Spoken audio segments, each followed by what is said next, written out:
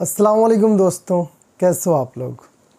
इस वीडियो में दो वीज़ा का कंपैरिजन करेंगे। सऊदी अरब का बिजनेस विज़िट वीज़ा और पर्सनल विज़िट वीज़ा। कई लोगों ने मेरे को रिक्वेस्ट करा था, कई लोग मेरे से ये पूछते भी हैं कि भाई दोनों में क्या अंतर है बताइए। तो मैंने सोचा यार इस पर एक वीडियो ही बना देता हूँ ताकि लोगों को बारी बारी आंसर करना ना पड़े। तो चलिए बिना समय को बर्बाद किए वीडियो को स्टार्ट करते हैं। चैनल पर नए हैं तो सब्सक्राइब कर लीजिएगा, क्योंकि सऊदी अरब से जुड़ी जितना भी तरह का वीज़ा है, बाकी चीज़ें हैं, उसका अपडेट इस चैनल पर आप लोग को मिलते रहता है। तो देखिए, सबसे पहले बात करते हैं बिजनेस वीज़ा के बारे में। बिजनेस वीज़ा कितना दिन का होता है? बिजनेस वीज़ा 1 साल का होता है, मल्टीपल एंट्री के साथ में, जिसमें आपको 1 साल रहने को मिलता है। 1 साल के अंदर कितना भी बार चाहे आप आना जाना कर सकते हैं। वहीं पे पर्सनल वीज़ा की अगर बात करें तो पर्सनल वीज़ा में भी आपको सेम लाभ मिलता है। तो पहला कंपैरिजन, दोनों वीज़ा बराबर है, दोनों ही 1-1 साल का मल्टीपल एंट्री के साथ है। दूसरा कंपैरिजन, बिजनेस वीज़ा को कौन कौन ले सकता है? ECR पासपोर्ट वाले ले सकते हैं या ECNR पासपोर्ट वाले ले सकते हैं? बिल्कुल ले सकते हैं। बिजनेस वीज़ा में कोई भी बंदा जा सकता है, चाहे वो पढ़ा लिखा हो या पढ़ा लिखा ना हो, उससे कोई फ़र्क नहीं पड़ता है। सिर्फ उसको प्रूफ करना होता है कि वो बिजनेसमैन है। बाद में बताऊंगा डॉक्यूमेंट कौन सा वीज़ा में क्या क्या लगता है।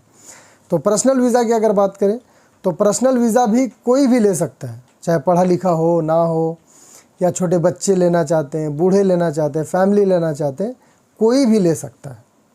ठीक है, अब बात करते हैं कि डॉक्यूमेंट क्या क्या लगता है दोनों वीज़ा को लेने के लिए, क्योंकि दोनों वीज़ा तो अभी तक सेम ही आ रहा है। तो डॉक्यूमेंट की अगर बात करें हम बिजनेस विज़िट वीज़ा का, तो बिजनेस विज़िट वीज़ा में आपको बहुत सारे डॉक्यूमेंट लगते हैं। बहुत सारे में क्या क्या, मैं सिंपल तरीके से बता रहा हूँ। देखिए, बिजनेस वीज़ा जो है ना, ये एक्चुअली बिजनेसमैन वालों के लिए बनाया गया है। अब बिजनेसमैन तो कोई भी हो सकता है ना, चाहे वो पढ़ा लिखा हो या ना हो, बिजनेस से मतलब है। तो सऊदी हुकूमत जो है ऑब्जर्व करती है कि भाई कोई भी कंट्री का बंदा जो अपना कंपनी खोल के चला रहा है, एग्जांपल पे अगर कोई इंडियन है जिसको बिजनेस वीज़ा चाहिए, तो पहले तो उसको ये प्रूफ करना पड़ेगा कि उसके नाम पे कोई कंपनी चल रहा है, वो कंपनी का ओनर है या फिर कोई कंपनी का वो पार्टनर है, उसी को मिल सकता है। ये इम्पोर्टेंट क्राइटेरिया है बिजनेस वीज़ा के लिए। इसलिए लोग जब खुद से नहीं कर पाते हैं तो कोई एजेंट को पकड़ लेते हैं, भाई तुम कर दो, मेरे को वीज़ा दिला दो। इसका सर्विस मैं देता हूँ, इसका कॉस्ट के बारे में बाद में बताऊँगा। तो ये मेन है बिजनेस वीज़ा में, समझिए। ये अगर मान लीजिए किसी के पास है भी, कोई यहाँ पे कंपनी चला रहा या कंपनी का पार्टनर है, लेकिन सऊदी के तरफ से भी कोई ऐसा कंपनी होना चाहिए जो आपको इन्वाइट कर रहा, उसको बोलते हैं इन्विटेशन। बिजनेस वीज़ा का इन्विटेशन एक CR कॉपी आता है जो कि मिनिस्ट्री ऑफ कॉमर्स के साथ में वो रजिस्टर्ड रहता है।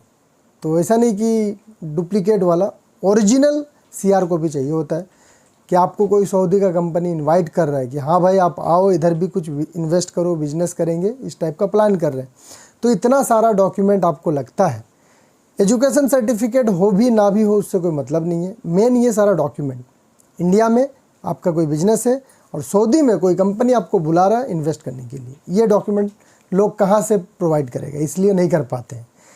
अब वहीं पर अगर बात करें पर्सनल वीज़ा की, तो पर्सनल वीज़ा में कुछ भी डॉक्यूमेंट नहीं चाहिए, सिर्फ पासपोर्ट और फ़ोटो चाहिए होता है अपना, इधर से इंडिया से, जो कि VFS में देना होता है, और उधर से सऊदी से कोई एक ऐसा सऊदी चाहिए जो उसको इनवाइट करे, उसको बोलते हैं इनविटेशन।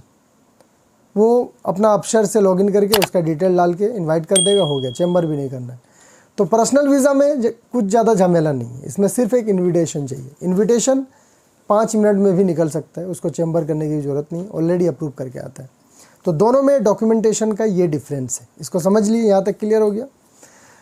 अब देखिए, ये दोनों ही वीज़ा जो है VFS में स्टैंपिंग कराना पड़ता है। एक और चीज़ मैं क्लियर कर दे रहा हूँ, बिजनेस वीज़ा अगर मान लीजिए कोई सर्विस मेरे से ले रहे हैं तो डॉक्यूमेंट रेडी करने में 2-3 दिन का टाइम लगता है, सारा डॉक्यूमेंट अरेंज करने में, वर्किंग डेज। ठीक है, वहीं पे अगर कोई पर्सनल वीज़ा लेंगे ना तो आपको सेम डे पे भी मिल सकता है, बट 24 घंटा तक का मैं टाइम लेता हूँ, क्योंकि अभी मैं ज़्यादातर पर्सनल वीज़ा डन बेस पे काम कर रहा हूँ, गारंटी वाला दे रहा हूँ, भले उसका चार्ज थोड़ा ज़्यादा हो लेकिन गारंटी वाला। रिजेक्ट होगा तो पैसा नहीं लूँगा, लगेगा तभी पैसा लूँगा, नहीं तो आपका पूरा पैसा मैं रिफ़ंड कर दूँगा। ठीक है, यहाँ तक क्लियर हुआ। दोनों ही वीज़ा के लिए आपको VFS विज़िट करना है, फिंगर देना है।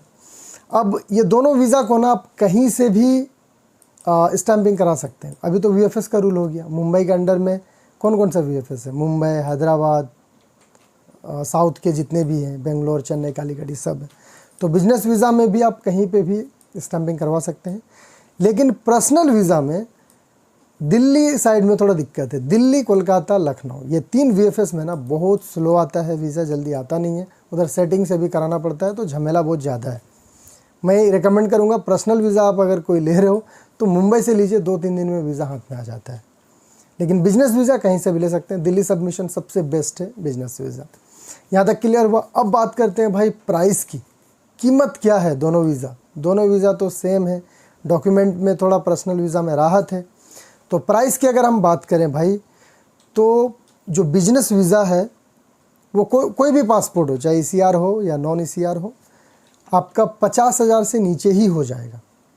पूरा सर्विस VFS का जो फीस होता है 12,500-13,000, लॉन्च का 17,000, वो मिला के 50,000 से कम में हो जाएगा बिजनेस वीज़ा। वहीं पर अगर हम बात करें पर्सनल विजिट वीज़ा की, तो ये आपका लगभग 30,000 से भी कम में हो जाएगा। तो 20,000 रुपये का डिफरेंस है दोनों वीज़ा में, जबकि दोनों ही वीज़ा बराबर है। 1 साल का मल्टीपल एंट्री, दोनों ही वीज़ा में 1 साल रह सकते हैं। अब एक्सटेंड कैसे होगा ये दोनों वीज़ा?